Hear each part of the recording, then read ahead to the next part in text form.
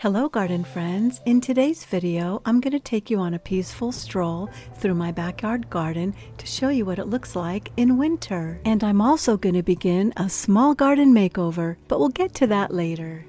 Aren't my nasturtium plants just beautiful? They certainly love this colder weather. They always come back from seed on their own and trail through my garden, adding so much greenery and color, just what the winter garden needs this time of year. And of course, my beautiful bougainvillea has not stopped blooming. This is probably the best plant I've ever planted in my garden. As we stroll past my beautiful orange lantana, which surprisingly is still blooming, there is my beautiful white cat Cookie. I named her Cookie because she has brown and black patches all over her fur that kind of resembles Cookie's. And next to Cookie, behind the pretty pink geranium, is my crazy black cat Angel. He's brought so much joy and happiness to our family. And above Angel are my red Russian kale plants. I've been harvesting off them every week, and what I don't eat, I just feed to the chickens.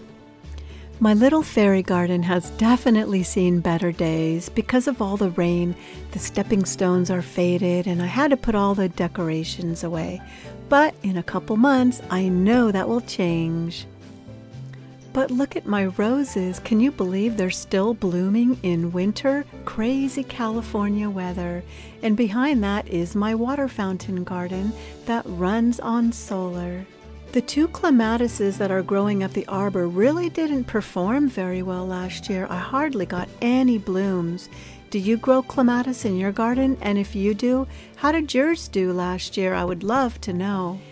And no, I haven't removed my tires just yet. I get so busy in the garden and with the grandkids, but that is my plan for spring, to replace them with something new, maybe whiskey barrels. Still a little undecided.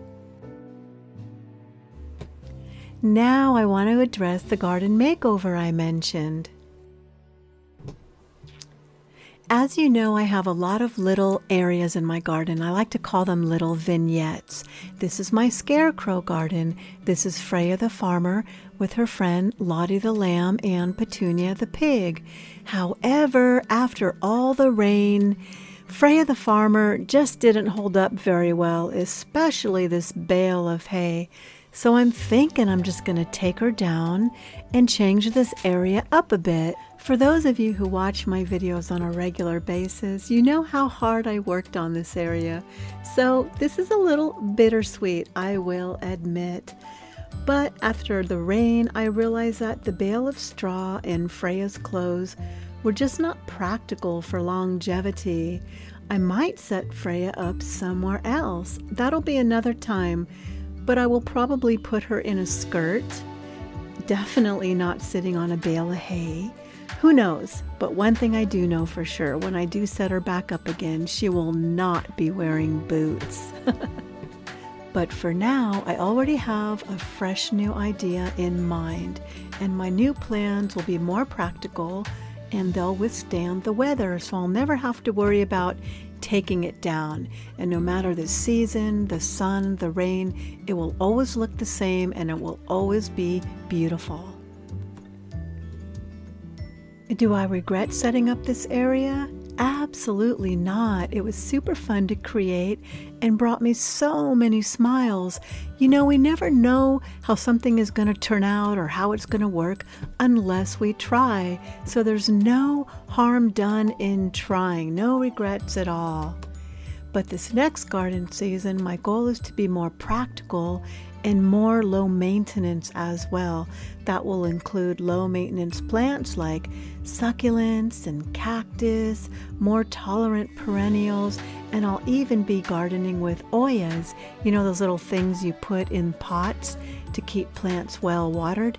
Yep, at age 62 and a busy grandma, I want my garden this next season to be stress-free. I'll put Lottie the lamb and Petunia the pig somewhere else in my garden for now. They're going to be cute no matter where I place them. And as you can see, this straw is not going to waste. It's going to keep the soil nice and comfy during the winter until spring arrives. and the rest of it I'll give to the chickens. They'll have so much fun rummaging through it looking for bugs and just doing what chickens love to do. And here we are. Now that I got this area all cleaned up, it's ready for a new design. So what I'm going to do is put some type of scalloping edging around this little platform I created. This is up a little higher, and then I'm going to stick a bird bath right in the center. Not power operated, no solar, it doesn't need to be running, and it's going to be concrete. It's going to be nice and heavy. Then on the bottom I'm going to plant little annual flowers, and that's basically going to be the only upkeep of this area is the little annual flowers. It'll just be so colorful and cheerful.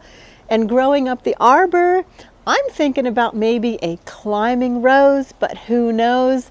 Something that'll grow tall and will flower and be nice and romantic. I mean, a cute little bench would be cute here too, but I already have my bench over there, so I don't want another bench. That kind of like contradicts. So definitely a bird bath. Also, I have a hummingbird feeder, and this is the favorite feeder for all the birds, so I know they're going to appreciate some water as well. I hope this video encourages you to try something new in your garden too. And if it works, fabulous. But if it doesn't, that's okay, because you can always change things around. So that's what I'm doing for the new year. Thanks for watching, and I can't wait to show you how it turns out.